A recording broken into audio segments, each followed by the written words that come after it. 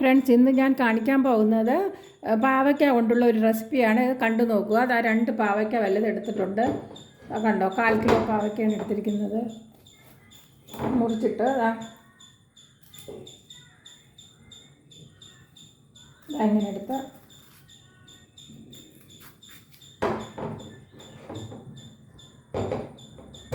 അങ്ങനെ എടുത്തിട്ട് നമുക്ക് ഈ ഒരു 1/4 ഇഞ്ച് വലിപ്പത്തിൽ നമുക്ക് അരിയാം.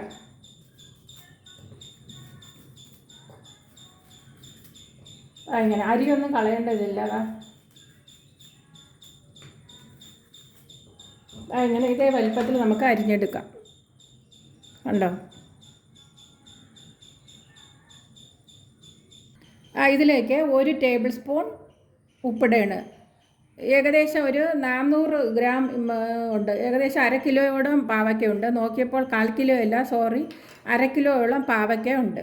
1/2 കിലോ, 2 വലിയ പാവയ്ക്ക ആകുമ്പോൾ 1/2 കിലോ ഉണ്ട്. അപ്പോൾ ഇതിനെ നമുക്ക് അതുകൊണ്ട് 1 ടേബിൾ സ്പൂൺ, 1/2 കിലോ പാവയ്ക്കയ്ക്ക് 1 ടേബിൾ സ്പൂൺ ഉപ്പിടാം. 3/4 ടേബിൾ സ്പൂൺ മഞ്ഞൾപ്പൊടി ഇടാം. ഇതിനി നല്ലവണ്ണം മിക്സ് ചെയ്യാതെ ഉപ്പും മഞ്ഞളും ഒക്കെ പിടിക്കുന്നതിന് വേണ്ടി ഇനി ഒരു ഇഡലി ചെമ്പിൽ വെള്ളം തിളയ്ക്കാൻ വെച്ചിട്ടുണ്ട്. നല്ലവണ്ണം വെട്ടി തിളച്ചിട്ടുണ്ട് വെള്ളം.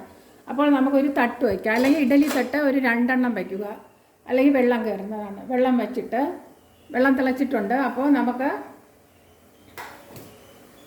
വെള്ളം തിളച്ചിട്ടുണ്ട്. കണ്ടോ, വെട്ടി തിളയ്ക്കുന്നത് കണ്ടോ.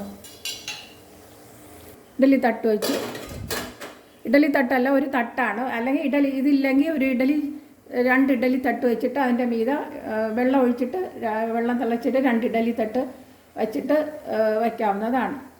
എന്നിട്ട് നമ്മുടെ ഇത് ഇടാവുന്നതാണ്. പാവയ്ക്ക ഉപ്പും അത്രയും തട്ടിക്കൊടുക്കാം.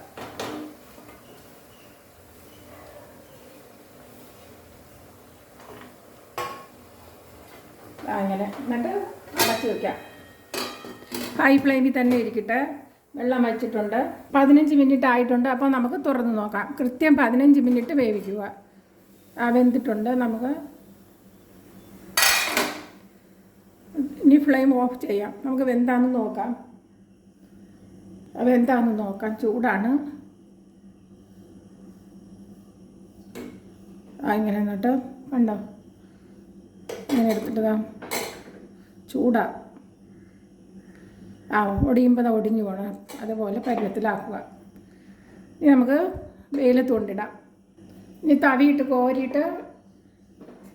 കോരിയിതാ വെയിലത്തിട്ടാണ്. ടെറസിൽ സൂര്യനൊക്കെ നിന്നതാ.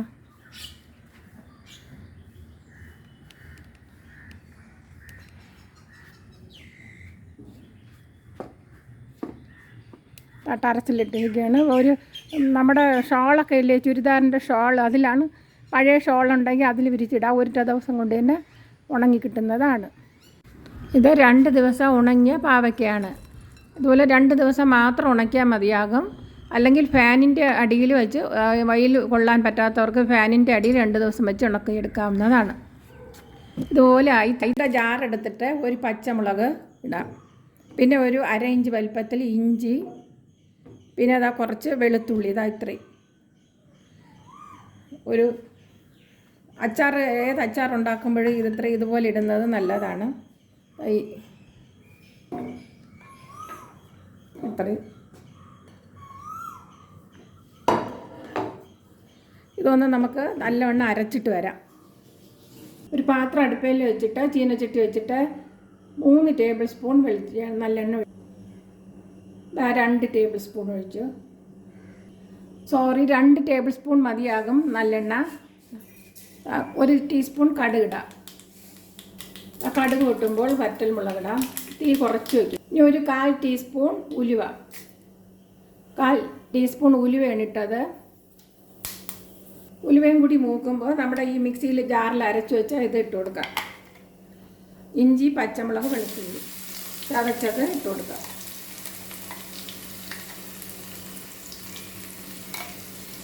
ഇതിലേക്ക് 1/4 ടീസ്പൂൺ കായം ഇടാം. 1/4 ടീസ്പൂൺ കായം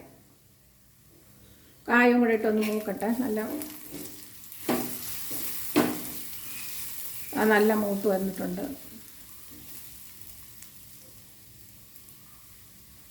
മൂത്ത് വരുമ്പോഴേക്കും നമുക്ക്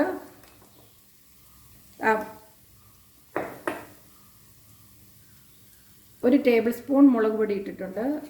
തീ കുറച്ച് വയ്ക്കുക, അല്ലെങ്കിൽ കരിഞ്ഞു പോകുന്നതാണ്. മുളക് പൊടി ഇടുമ്പം ലോ ഫ്ലെയിമിൽ തന്നെ വയ്ക്കുക.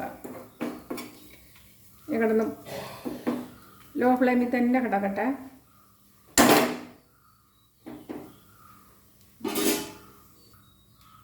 ഒരു നെല്ലിക്ക വലിപ്പത്തിലുള്ള പുളി എടുക്കുക.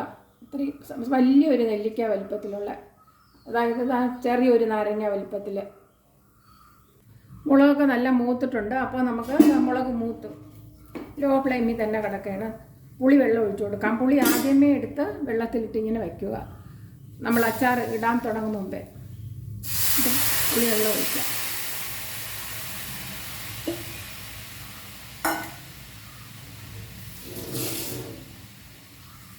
ഇതിലേക്ക് ഒരു 3/4 ടീസ്പൂൺ ഉപ്പിട്ട് കൊടുക്കാം. 3/4 ടീസ്പൂൺ. ഇപ്പം ഫ്ലെയിം കൂട്ടി വെച്ച് കൊടുക്കാം. ഇളക്കി നല്ല മണവും വന്നിട്ടുണ്ട്. ഉപ്പുണ്ടാന്ന് നോക്കാം.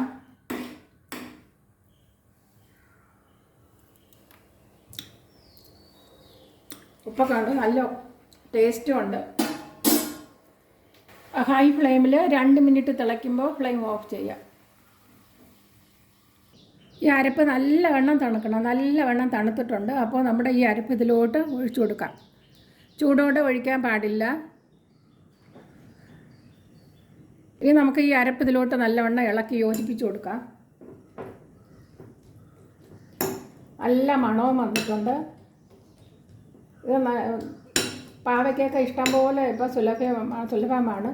പാവയ്ക്ക കിട്ടുമ്പോൾ ഇതുപോലെ ചെയ്ത് നോക്കിയാൽ നമുക്ക് ഇത് മാത്രം മതി. നമുക്ക് ഊണ് കഴിക്കാനും ചപ്പാത്തി കഴിക്കാനും ഉണ്ടാക്കി വെച്ചിരുന്നാൽ നമുക്ക് ദിവസങ്ങളോളം ഇരിക്കുന്നതാണ്. പിന്നെ ഇത് ഒരു 3 ദിവസം കഴിയുമ്പോൾ ഫ്രിഡ്ജിലെടുത്ത് വയ്ക്കുക. ഇത് വിനാഗിരി ഒഴിക്കാത്ത കാരണം. വിനാഗിരി ഒഴിച്ച് വയ്ക്കുകയാണെങ്കിൽ എത്ര കാലം വേണമെങ്കിലും വെളിയിരിക്കുന്നതാണ്. വിനാഗിരി 1 ടേബിൾ സ്പൂൺ ഒഴിക്കുക. വിനാഗിരി ഒഴിക്കുന്നില്ല.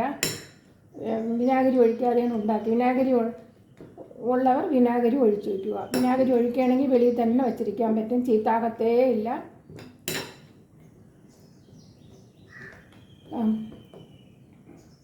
ഉപ്പുണ്ടാകുന്ന നോക്കാം. നല്ല ടേസ്റ്റുള്ള അടിപൊളി പാവയ്ക്ക അച്ചാറാണ്.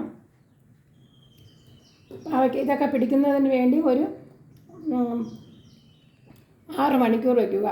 ഒരു 2 ദിവസം കഴിയുകയാണെങ്കിൽ നല്ല 2 ദിവസമൊന്നും വേണ്ട, 1 ദിവസം കഴിഞ്ഞാലും മതി. നല്ല ടേസ്റ്റാണ് ഈ പാവയ്ക്ക അച്ചാർ. ഇതുപോലെ നിങ്ങൾ ഇത് ഉണ്ടാക്കി നോക്കണം.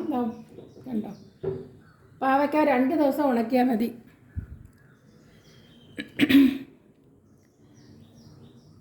ഇതിപ്പോൾ തന്നെ നിങ്ങൾ ഉണ്ടാക്കി നോക്കുക. എൻ്റെ ഈ ചാനൽ സബ്സ്ക്രൈബ് ചെയ്യാൻ മറക്കരുത്. സബ്സ്ക്രൈബ് ചെയ്യാത്തവർ ലൈക്ക് ചെയ്യുക, കമൻറ്റ് ചെയ്യുക.